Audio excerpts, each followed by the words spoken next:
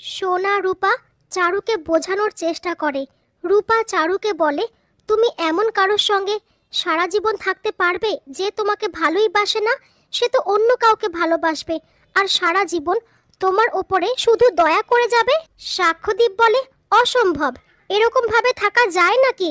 তখন সোনা বলে, দেখো না, বাবা মাকে আলাদা করার কত চেষ্টাই না করলাম, কিন্তু আমরা পারিনি। তখন চারু বলে, তুমি এখন কেন এই কথাগুলো বলছো?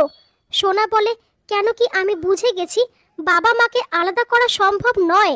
সাক্ষ্যদীপ বলে, দেখুন না, আমার মেয়েটাও যখন ওর বাবা মার কাছে চলে যাবে তখন তো আমিও একা হয়ে যাব।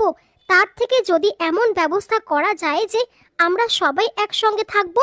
সূর্য এসে সবাইকে জানায় যে আমি দীপার কাছে গিয়েছিলাম, কিন্তু দীপা আমাকে ফিরিয়ে দিয়েছে। সেজন্য আমি এখন কি চাইছি সেটা ইম্পর্টেন্ট নয়, আমার মেয়ে যেটা চাইছে আমি সেটাই করব। এরই মধ্যে দীপার কাছে ফোন চলে আসে যে মিশকা ম্যাডাম আপনার সঙ্গে দেখা করতে চায়। অন্যদিকে সাক্ষ্যদীপ সূর্যকে বোঝানোর চেষ্টা করে, কিন্তু সূর্য বলে যে আমি যদি মানুষ হতাম তবেই তো আমার ইচ্ছা অনিচ্ছার দাম থাকতো, আমি তো মানুষ নই। তখন চারু সূর্যকে বলে, তুমি আমাকে বিয়ে করবে? সূর্য বলে, আমি তো বলেই দিয়েছি, তোমরা যা বলবে আমি সেটাই করব। চারু বলে, তাহলে তুমি এসজিকে ডিভোর্স দেবে। দীপা মিশকার কাছে আসলে মিশকা বলে, সব ভালো যার শেষ ভালো তার, তবে যার সবটাই খারাপ তার শেষটা কেমন হয় সেটা আমাকে না দেখলে কেউ বলতে পারতো না। তুমি তো জিতে গেলে দীপা, তবে আমি এখনো বেঁচে আছি আর এটা সত্যিই চিন্তার বিষয়। তবে আমার যে প্রচণ্ড কষ্ট হচ্ছে, সব থেকে বেশি কষ্ট হচ্ছে যে আমি তোমার কাছে হেরে গেছি। দীপা বলে, তুমি তো একজন ডক্টর ছিলে, এইভাবে নিজের জীবনটা নষ্ট করলে।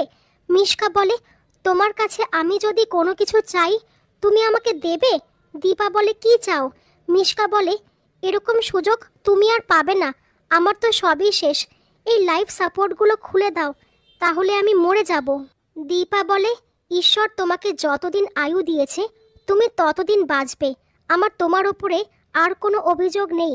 তবে এইটুকু বলবো, তোমার শেষ হয়ে যাওয়ার মুহূর্তে ভগবান যেন তোমার সমস্ত কষ্ট কমিয়ে দেয়। বাড়িতে আসার পরে রূপা দীপাকে বলে যে বাবা আর চারু আন্টি বিয়ে করছে। দীপা বলে, ঠিক আছে, আমি তবে ডিভোর্স পেপারে সাইন করে দেব। রূপা অবাক হয়ে জিজ্ঞেস করে, তুমি বাবাকে আর ভালোবাসো না?